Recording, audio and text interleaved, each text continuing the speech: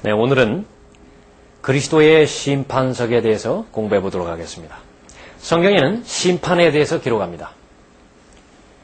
성경에는 최소한 두 가지 심판에 대해서 기록하고 있습니다. 근데 많은 경우에 심판은 마지막, 최후의 심판 한 가지만 있는 것이라 그렇게 잘못 아는 경우도 있습니다. 오늘 공부를 통해서 정확하게 두 가지 심판이 있는데 그 심판은 어떻게 다른 것인가 살펴보도록 하겠습니다. 첫 번째 살펴볼 것은 제일 마지막에 펼쳐질 최후의 심판으로서 말하는 백보좌의 심판입니다. 요한계시록 20장 11절 이후에 기록되어 있습니다. 또 내가 큰 백보좌와 그 위에 앉으신 분을 보니 그의 면전에서 땅과 하늘이 사라졌고 그들의 설 자리도 보이지 않더라. 또 내가 죽은 자들을 보니 작은 자나 큰 자나 하나님 앞에 서 있는데 책들이 펴져 있으며 또 다른 책도 펴져 있는데 그것은 생명의 책이라. 죽은 자들은 자기들의 행위에 따라 그 책들에 기록된 대로 심판을 받더라. 바다도 그 안에 있던 죽은 자들을 넘겨주고 또 사망과 지옥도 그들 안에 있던 죽은 자들을 넘겨주니 그들이 각자 자기들의 행위에 따라 그 책들에 기록된 대로 심판을 받으며 사망과 지옥도 불못에 던져지니 이것이 둘째 사망이라. 누구든지 생명의 책에 기록되지 않은 자는 불못에 던져지더라 말씀하십니다. 누가 이 백보좌의 심판석 앞에 서게 되어지는 것입니까? 말씀 본문에 기록된 것처럼 생명의 책에 기록되지 못한 모든 사람들입니다. 즉 구원받지 못한 모든 사람들인데 아담부터 모세까지 율법 이전에 구원받지 못한 채 지옥에서 불길 가운데 놓여있던 사람들이 이 백보좌의 심판석에 서게 되어지는 것입니다. 또 모세부터 침례인 요한까지 율법 아래에 있을 때에 구원받지 못한 모든 사람들이 이 백보좌의 심판석에 나오게 되는 것입니다. 교회 시대입니다.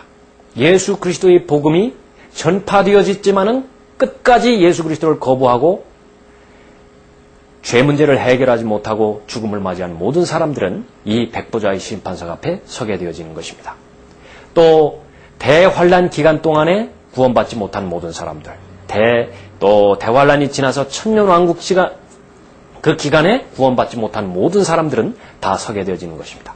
그래서 생명의 책에 기록되지 못한 모든 사람들은 이 백보좌의 심판석 앞에 서게 되어지는 것입니다. 불의한 사람들입니다. 언제 이 백보좌의 심판석은 행해지는 것입니까?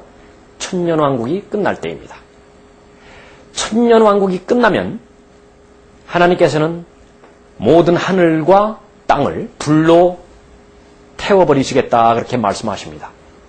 베드로후서 3장 7절에 말씀하십니다. 그러나 현재 있는 하늘들과 땅은 그 동일한 말씀으로 보존되어 있으되 경건치 아니한 자들의 심판과 멸망의 날에 불사르려고 간수되어진 것이니라. 이후로는 하나님께서는 새 하늘과 새 땅을 창조하십니다. 새 예루살렘을 창조하시지요. 바로 그 직전입니다. 그 직전에 백보좌의 심판은 행해지는 것입니다. 그 백보좌 심판의 결과는 무엇입니까? 생명의 책에 기록되지 못한 모든 자들은 불못에 던져지는 것입니다. 이것을 두 번째 사망이라고 말씀하십니다. 사망은 없어져 버리는 것이 아닙니다. 분리를 말합니다. 첫 번째 사망은 무엇입니까? 몸과 혼이 분리되어지는 것을 말하는 것입니다.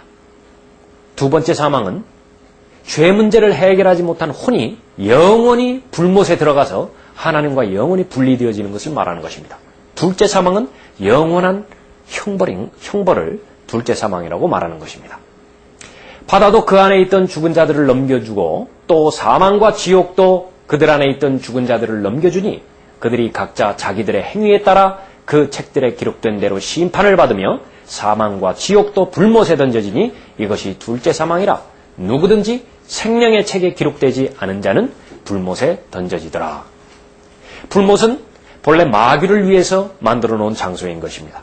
마귀가 가야만 되는 그 장소에 하나님의 은혜를 거부를 하고 또 예수 그리스도의 복음을 거부를 하고 마귀의 음성에 귀 기울인 결과 마귀와 같은 운명에 처해지게 되어지는 것입니다.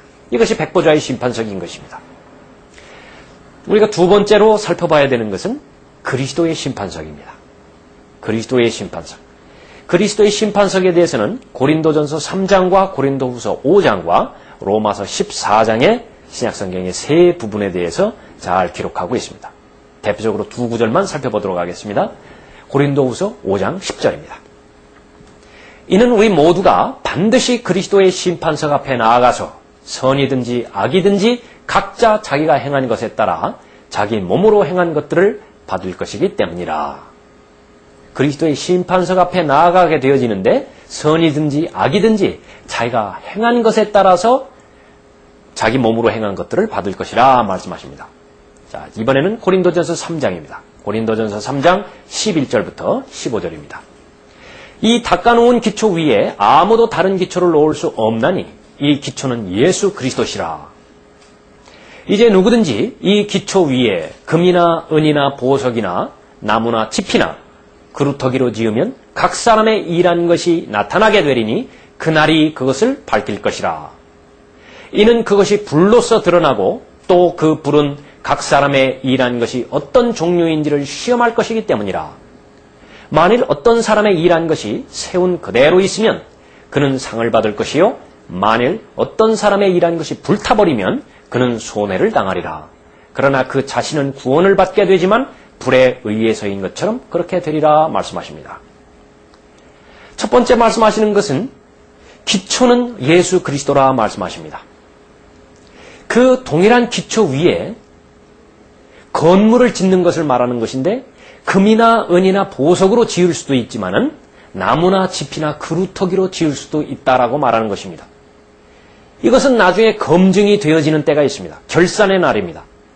모든 그리스도인은 예수 그리스도와 결산하는 날을 준비하면서 살아가야 되는데 그것이 회개의 날입니다. 돌이킨다는 말이 아니라 셈한다라고 하는 그런 의미에서의 회개의 날입니다. 바로 그날이 그것을 밝힐 것이라 말씀하십니다. 자, 두 종류로 나타납니다. 하나는 상을 받을 결과가 나타나는 사람들이고 또 하나는 손해를 당한 결과가 나타나는 그 사람들입니다. 하나님께서 불로 시험해 봤을 때에 그 건축물이 그대로 남아있으면 상을 받을 것이지만 불에 타서 재로 변해버리면 손해를 받을 것이라 말씀하십니다. 구체적으로 살펴보도록 하죠. 우선 상을 받는 사람들입니다. 자, 본래 하나님께서는 하나님의 사람들에게 상 주기를 바라십니다. 상 주기를 바라는 하나님이십니다. 히브리서 11장 6절 잘 아시는 구절이죠. 그러나 믿음이 없이는 하나님을 기쁘시게 할 수 없나니 하나님께 나아가는 자는 그분이 존재하시는 것과 그분이 자기를 열심히 찾는 자들에게 보상하는 분이심을 마땅히 믿어야 하느니라. 두 가지를 우리는 믿을 수 있어야 됩니다. 하나님께서 존재하신다는 사실을 믿을 수 있어야 되고 하나님을 열심히 찾는다면 하나님께서 그 열심히 찾았던 부분에 대해서 마땅히 보상하신다는 분이라는 사실을 알아야 되는 것입니다. 상주는 하나님이시라는 사실을 알 수 있는 것입니다. 그리스도인에게는 하나님을 섬길 수 있는 특권을 부여해 주셨습니다. 이 세상은 하나님을 섬기지 않습니다. 이 세상은 오히려 하나님을 대적합니다. 하나님을 배반합니다. 하나님이 없다고 선언하는 세상입니다. 그 가운데서 하나님을 섬기는 사람에게는 박해가 따를 수밖에 없습니다. 인내가 요구되어집니다. 그러나 그것은 특권이라고 말씀하십니다. 그래서 하나님의 영으로 거듭난 하나님의 자녀들에게는 하나님을 섬길 수 있는 특권이 부여받은 것입니다. 특권이 주어진 것입니다. 그 고난을 잘 견디고 이겼을 때에 온전한 사랑으로 하나님을 섬겼을 때에 하나님께서는 그 부분을 기억하시고 거기에 마땅히 보상하시는 하나님이시다라고 하는 것을 말씀해 주시는 것입니다. 자, 어떻게 보상하십니까? 하나님께서는 일한 행위대로 상을 주시는 분이십니다. 하나님께서는 우선 금으로 보상해 주십니다. 금은 무엇입니까? 성경에서 금은 하나님의 성품을 나타냅니다. 하나님의 성품을 상징하는 것입니다. 모세에게 성막을 짓도록 하나님께서 명령하십니다. 그런데 성막에 필요로 하는 모든 기구들은 모두가 다 금으로 입혀진 것입니다. 금은 하나님의 신성을 상징하는 것입니다. 금은 이 땅에서도 값진 재물입니다. 동시에 하늘에서도 값진 재물인 것입니다. 새 예루살렘은 하나님의 도성이지요. 그것은 금으로 만들어진, 도로가 금으로 만들어진 도성이라는 사실을 우리가 알 수 있습니다. 여러분이 예수 그리스도를 하나님으로서 높여드렸다면, 하나님으로부터 경배하고 하나님으로부터 찬양하셨다면 그것은 하늘에 금을 쌓아두신 것입니다. 하나님 앞에 드려지는 경배, 그것은 대단히 중요한 것입니다. 가장 중요한 사실입니다. 하나님께서는 영과 진리 안에서 영과 진리로 드려지는 경배를 받으십니다. 또 그러한 자를 찾고 계시다 그렇게 말씀하고 계시는 것입니다. 예수 그리스도를 영화롭게 해드렸다면 금으로 그 건축물을 지으신 것입니다. 두 번째는 은입니다. 하나님께서는 하나님의 말씀에 잘 순종한 대가로 은을 주시는 것을 볼 수 있습니다. 자, 은은 성경에서는 구속을 위한 값이라 그렇게 말씀하십니다. 사람의 몸값을 은이라 말씀하십니다.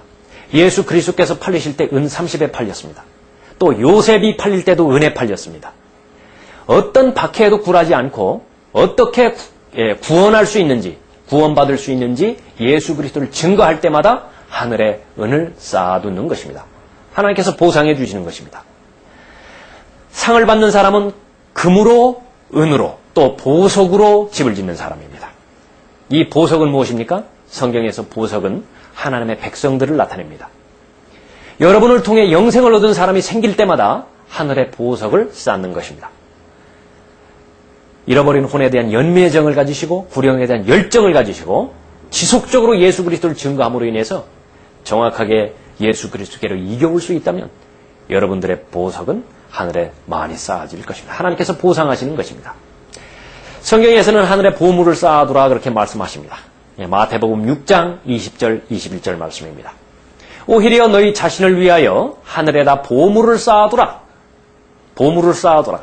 어떻게 보물을 쌓아두는 것입니까? 헌금을 많이 하면은 그 보물이 쌓아지는 것입니까? 예, 그렇기도 합니다. 그러나 오늘 본문 말씀에서 살펴본 것처럼 하나님 앞에 온전한 영과 진리 안에서 경배드렸다면 하늘에 보물을 쌓아놓는 것입니다. 금으로 쌓아놓는 것입니다. 예수 그리스도의 구속을 증거했다면 은으로 쌓아놓는 것입니다.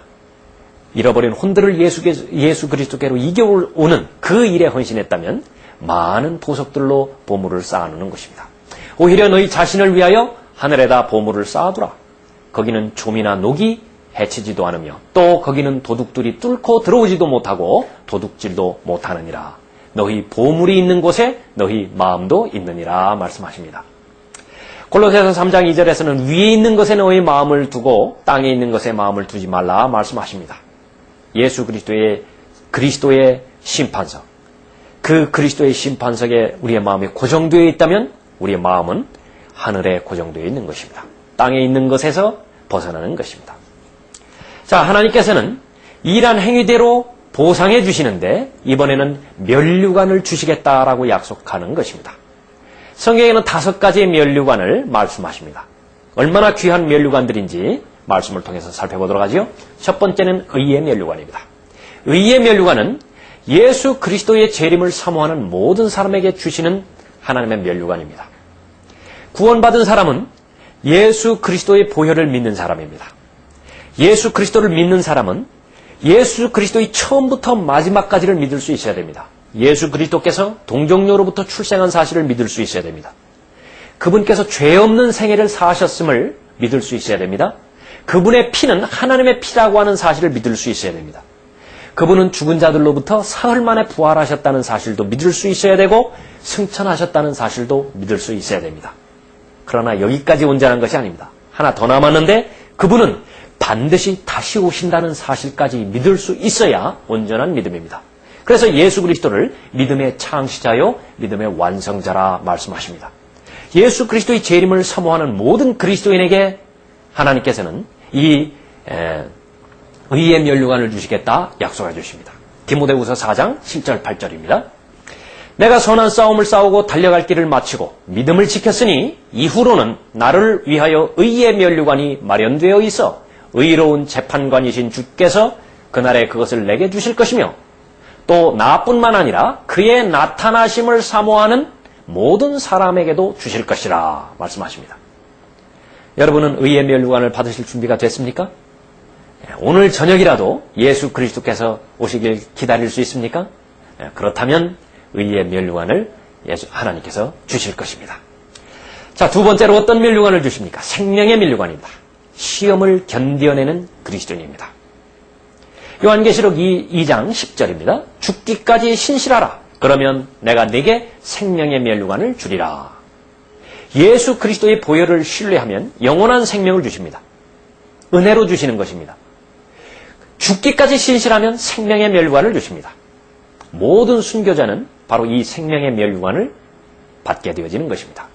그런데 이 순교자가 받을 수 있는 이 면류관과 동일한 내용으로 야고보서 1장 12절에서 약속해 주십니다. 어떤 내용인지 살펴보죠. 시험을 견뎌내는 자는 복이 있도다.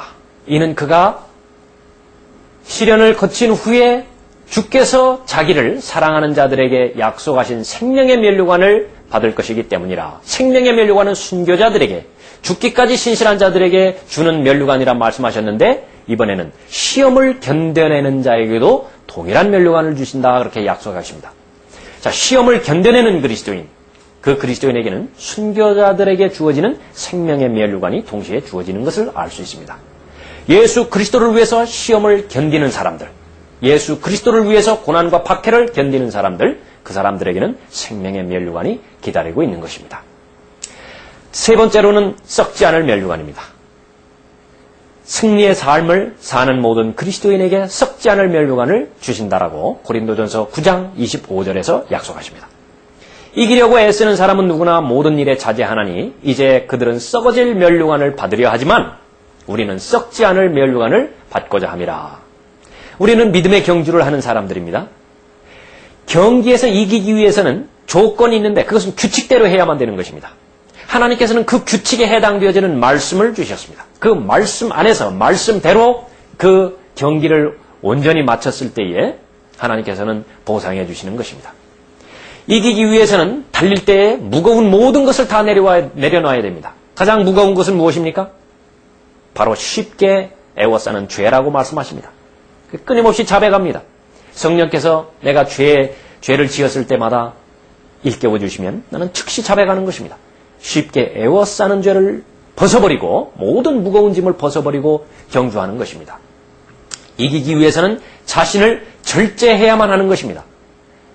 예수 그리스도를 위해서 또 하나님을 사랑하는 온전한 사랑을 위해서 자기 자신의 육신을 절제하고 또 제어하는 모든 사람에게는 썩지 않을 면류관을 주시겠다라고 약속해 주십니다. 자, 네 번째는 영광의 면류관입니다. 어떤 사람에게 이 영광의 면류관이 주어집니까? 하나님의 양무리를 하나님의 말씀으로 잘 양육한 목자들입니다. 베드로전서 5장 1절부터 4절입니다. 내가 너희 가운데 있는 장로들에게 권하노니 나도 장로된 자요 그리스도의 고난의 증인이며 또한 장차 나타나게 될 영광에 동참하게 될 자라. 너희 가운데 있는 하나님의 양무리를 치고 돌보되 마지못하여 하지 말고 자원함으로 하며 더러운 이익을 위하여 하지 말고 준비된 마음으로 하며 하나님께서 맡겨주신 자들을 지배하려 하지 말고 오직 양무리에 본이 되라. 그리하면 목자장이 나타나실 때 너희가 시들지 않는 영광의 면류관을 받으리라 말씀하십니다. 마지막으로 다섯 번째 자랑의 면류관을 주시는데 이 자랑의 면류관은 잃어버린 혼을 예수 그리스도께로 인도한 사람에게 주시는 것입니다.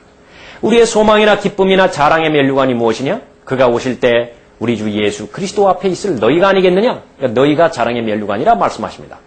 이는 너희가 우리의 영광과 기쁨이기 때문이라. 하나님께서는 한 사람의 죄인이 회개하면 하늘에서 기뻐하십니다. 여러분은 지난 한 해 가운데 얼마나 많이 이러한 맥락에서 하나님을 기쁘시게 해드렸습니까? 방법을 모르십니까? 그러면 기도하십시오. 하나님께서 가르쳐 주실 것입니다. 잃어버린 혼을 하나님의 말씀을 통해서 회개시킬 수 있다면 하나님께서는 자랑의 면류관을 주시는 것입니다. 혼의 연면에 열정이 없습니까? 기도하십시오. 그러면 하나님께서 주실 것입니다. 기회가 없습니까? 하나님께 기도하십시오. 하나님께서 문 열어주실 것입니다. 자, 면류관은 왕으로서의 직분을 나타냅니다. 예수 그리스도께서 다시 오시면 우리는 왕 같은 제사장으로서의 신분을 받은 사람들이기 때문에 이제 왕으로 통치하는 것입니다. 그러나 아직 왕으로서 예수 그리스도는 지금 오지 않으셨기 때문에 통치는 이루어지지 않습니다. 예수 그리스도께서 오시면은 천년왕국이 펼쳐집니다. 그 천년왕국에서 예수 그리스도께서 왕으로 통치하실 때 우리도 똑같이 왕으로 통치하는 것입니다. 하나님께서 주시는 면류관으로서 통치에 가담하는 것입니다. 그리스도의 심판석은 성도와 예수 그리스도와 결산하는 자리입니다. 이 결산하는 자리를 얼마나 잘 대비하였는가가 현명한 삶을 살았는가 아니면은 방탕한 삶을 살았는가, 낭비하는 삶을 살았는가를 결정해 주는 것입니다. 모든 그리스도인은 휴거와 더불어서 반드시 그리스도의 심판석 앞에 서게 되어 있는 것입니다. 우리는 두 가지 종류를 살펴보는데 첫 번째는 하나님께서는 상을 주시는 하나님이시다. 그렇게 그 사실을 알아보았습니다. 나머지는 손해를 당하는 그리스도인입니다. 그리스도의 심판석 앞에 서기는 섰는데 손해를 당하는 그리스도인. 그 부분에 대해서 무엇이라고 말씀하셨는지 살펴보십시다.